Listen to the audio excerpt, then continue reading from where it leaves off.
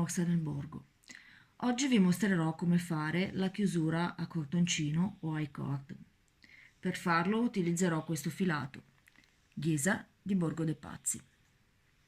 La chiusura I-cord è molto utile per rifinire i bordi, in particolare io la uso per le piccole circonferenze come questi polsini. Come si fa?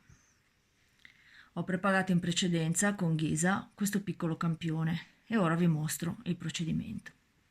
Innanzitutto bisogna avviare sul ferro di sinistra 3 nuove maglie con l'aiuto del metodo dell'asolina fatta col pollice. Questo, io praticamente creo un'asolina, metto una nuova maglia sul ferro e tiro in questo modo. Lo faccio per 3 volte e poi inizio a lavorare.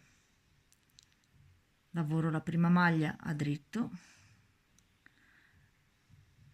lavoro anche la seconda a dritto e poi comincio la chiusura delle maglie. In questo modo passo a dritto, come per lavorare a dritto, la terza delle maglie che ho avviato, lavoro la prima delle maglie da chiudere a dritto e poi passo sopra quest'ultima la maglia che avevo solo passato in precedenza. In questo modo ho chiuso una maglia. Per proseguire riporto le 3 maglie che avevo all'inizio dal ferro destro al sinistro e ricomincio. Ora vedrete che io ho il filo non sulla prima maglia che devo lavorare, ma sulla terza. Devo tirarlo leggermente, tenerlo un po' teso e riprendo a lavorare dalla prima. In questo modo il cordoncino si chiuderà per bene. Lavoro la prima a dritto, la seconda di nuovo a dritto, passo come per lavorare a dritto la terza, lavoro la prima delle maglie da chiudere e poi accavallo la maglia che avevo passato sull'ultima che ho lavorato e riprendo il procedimento. Passo tutte le 3 maglie dal ferro destro al sinistro senza torcerle, tiro un po' il filo, lavoro a dritto la prima, lavoro a dritto la seconda, passo a dritto la terza, lavoro la prima delle maglie da chiudere a dritto e accavallo la terza maglia dell'I-cord su quella appena lavorata e ricomincio. Lo vediamo ancora una volta. Passo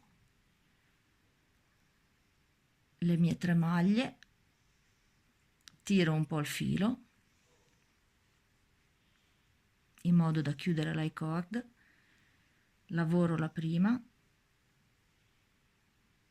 la seconda sempre a dritto, passo la terza senza lavorarla, lavoro la prima delle maglie da chiudere e accavallo la terza maglia. Come vedete sta nascendo il nostro cordoncino.